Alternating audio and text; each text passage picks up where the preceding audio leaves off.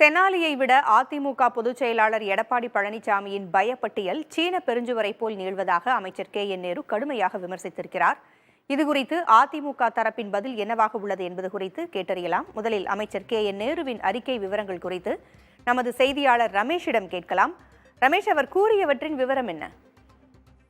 அதுல பல்வேறு விஷயங்களை சுட்டி காட்டியிருக்கிறாரு. அதாவது ஏற்கனவே நாடாளுமன்றத்துல குடியுரிமை திருத்த சட்டம் அதிமுக ஆதரவு அளிக்காமல் இருந்தால் அந்த மசோதா மாநிலங்களவையில் தோல்வி அடைந்திருக்கும் எனவும், அதே போன்று பல்வேறு பில்ஸ் எல்லாம் சுட்டி காட்டுறாரு. சுரங்கம் மற்றும் கனிம திருத்த மசோதாவிற்கு அதிமுக MP தம்பிதுரை ஆதரவளித்தது.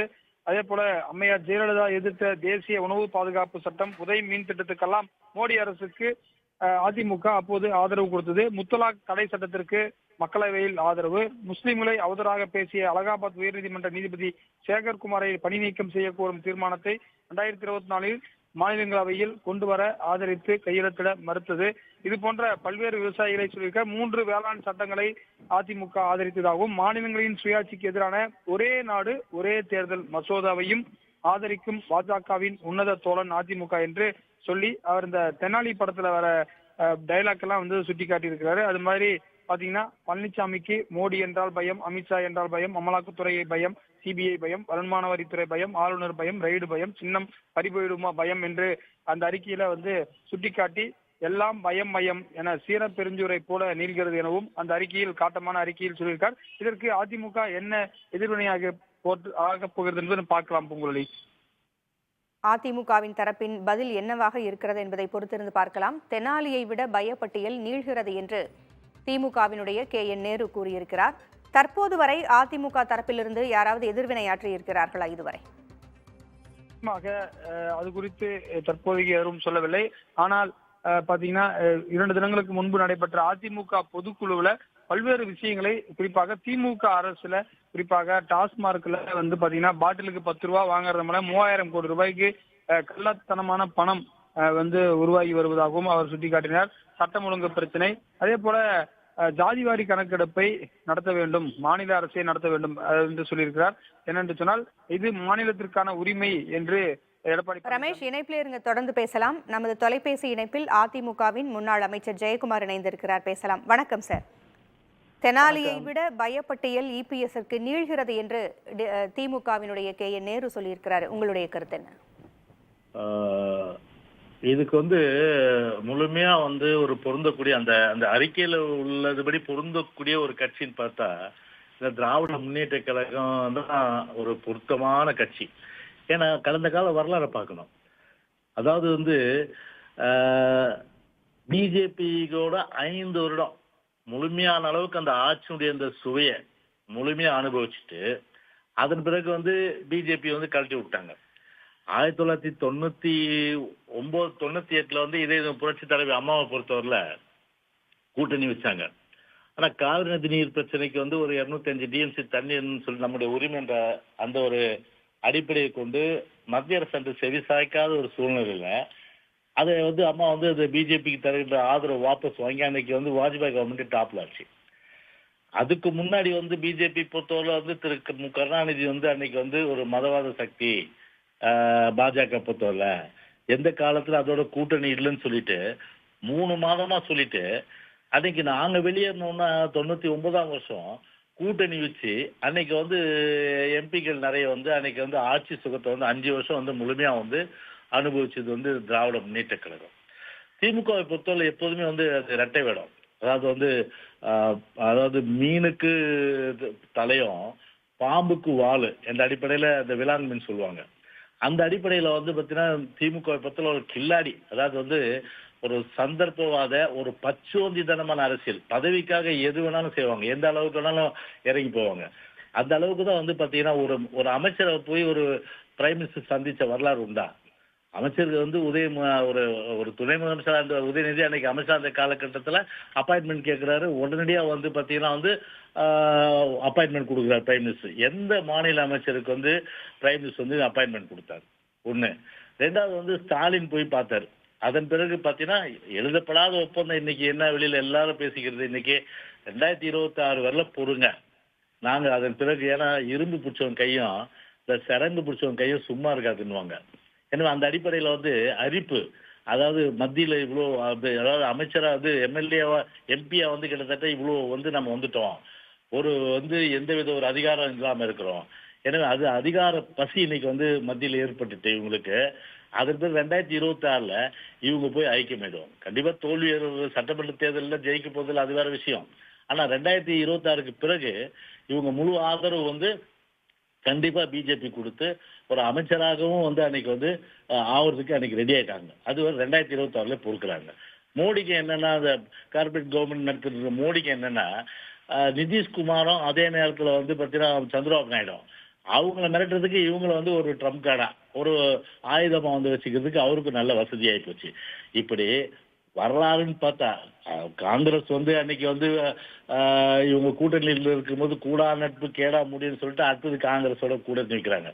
இவங்க என்ன பார்த்தீங்கன்னா வரலாறு ஒரு உறுதியான ஒரு நிலைப்பாடுல அவங்க இருக்கிறாங்களா? எந்த உறுதியான நிலைப்பாடுலாம் கிடையாது. அவ்வப்போது பார்த்தீங்கன்னா நிறத்துக்கு ஏற்ற மாதிரி தங்களுடைய அந்த இயல்பை மாத்திக்கின்ற கொள்கைகளை மாத்திக்கின்ற ஒரு சந்தர்ப்பவாதத்தினுடைய கடைந்தெடுக்கப்பட்ட ஒரு கட்சின்னா அது இந்த திராவிட முன்னேற்ற கழக கட்சி தான். இந்த ஸ்டாலின் மாடல் தான். நன்றி திரு ஜெயக்குமார். இணைப்பிற்கு உங்களுடைய கருத்துக்களை பகிர்ந்தமைக்கு நன்றி. நமது தொலைபேசி இணைப்பில் பாஜகவின் நிர்வாகி கருநாகராஜன் இணைந்திருக்கிறார். பேசலாம். வணக்கம் சார். பாஜகவை பார்த்தால் அதிமுகவிற்கு பயம் என்று நேரு சொல்லியிருக்கிறார். அதே சமயம் பாஜகவால் ஆதாயம் அடைந்தது திமுக தான் அதிமுக தரப்பிலிருந்து தற்பொழுது முன்னாள் அமைச்சர் ஜெயக்குமார் பேசியிருக்கிறாரு. உங்களுடைய கருத்து என்ன?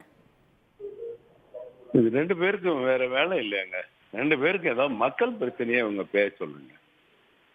அவங்க பாஜகவோட கூட்டணி கள்ள உறவு, இவங்களோட அதிமுகவோட கூட்டணி கள்ள உறவுன்னு மாற்றி மாற்றி பேசுவது மக்கள் இவங்க ரெண்டு பேரையுமே வேடிக்கையா தான் பாக்குறாங்க.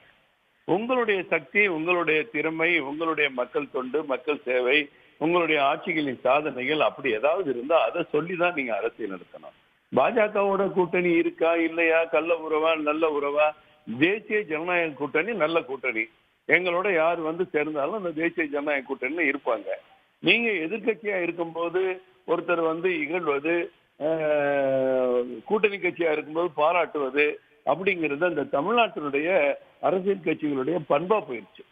திமுகவில் இருக்கிற எத்தனையோ கட்சிகள் திமுகவை எதிர்த்து பேசி பிரச்சாரம் பண்ணி போராட்டம் பண்ணி ஆர்ப்பாட்டம் பண்ண வைகோ உள்ளிட்ட கம்யூனிஸ்ட் உள்ளிட்ட பல கட்சிகள் இன்றைக்கு அவங்கள போற்றி கொண்டாடி மகிழ்கிற காட்சியை இன்னைக்கு பாக்குறோம். அதே மாதிரி திமுகவும் சரி அதிமுகவும் சரி ஒவ்வொரு தேர்தல்களையும் பல நேரங்கள்ல பல கட்சிகள்ல மாறுபட்ட கூட்டணிகளை அமைச்சிருக்காங்க, இருந்திருக்காங்க.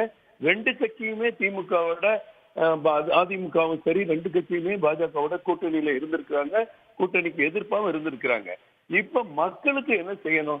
மாநில அரசு என்னென்ன தவறுகள் பண்ணி இருக்கு? இன்றைக்கு சொத்து வரியிலிருந்து மின்கட்டண உயர்வுல இருந்து பல்வேறு கட்டணங்கள், முத்திரைத்தாள் கட்டணத்திலிருந்து பதிவு கட்டணத்திலிருந்து எல்லாமே உயர்ந்து உயர்ந்து உயர்ந்து மக்கள் தலையில கை வச்சு ஏறத்தாலும் ஆண்டுக்கு 40,000 கோடி 50,000 கோடி கூடுதல் வருவாயை மக்கள்கிட்ட இருந்து பிடிங்கிட்டு இருக்காங்க. இதை கண்டித்து பேச ஒரு தைரியம் இல்லாத கட்சியினர், எதிர்கட்சியினர் அவங்க எங்களை பத்தி பேசிட்டு இருக்காங்க.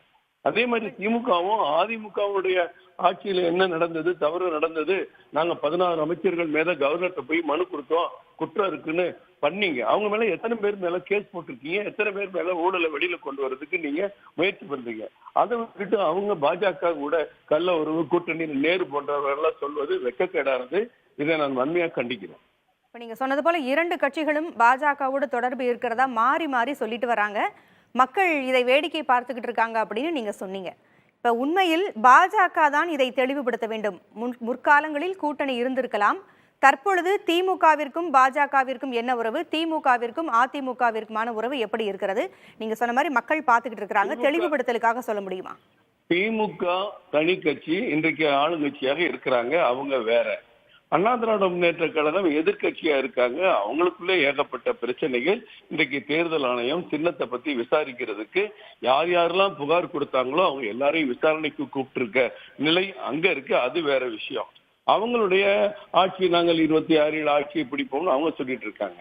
எங்களுடைய நிலை, எங்கள் தலைவர்கள், எங்களுடைய அகில இந்திய தலைவர்கள் ஏற்கனவே ஏற்படுத்தி இருக்கிற பாராளுமன்ற தேர்தலில் ஏற்படுத்தி இருக்கிற தேசிய ஜனநாயக கூட்டணி வலுவாக இருக்கிறது. இதில் மாறுபட்ட நிலை வர வேண்டும் என்று சொன்னால் அது அகில இந்திய தலைவரும் சரி, எங்கள் மாநிலத்தில் அண்ணாமலை அவர்களும் சரி, எல்லாரோடும் ஆலோசனை செய்து தேர்தல் நேரத்தில் தெரிவிப்பார்கள். இப்ப நாங்க தேசிய ஜனநாயக கூட்டணி மிக தெளிவான கூட்டணியாக, மக்களுக்காக உழைக்கிற கூட்டணியாக இருக்கிறது.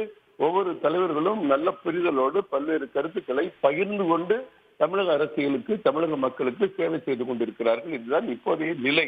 இதில் திமுகவோ அதிமுக அவர்கள் என்ன வேண்டுமானாலும் பேசிவிட்டு போகட்டும். தேவையின்றி பாஜகவை இழுப்பது வேடிக்கையானது, வினோதமானது. பாஜக அவ்வளவு பெரிய சக்தியாக இருக்கிறது என்பதை 2 பேரும் புரிந்து செயல்பட்டுக் கொண்டிருக்கிறார்கள்.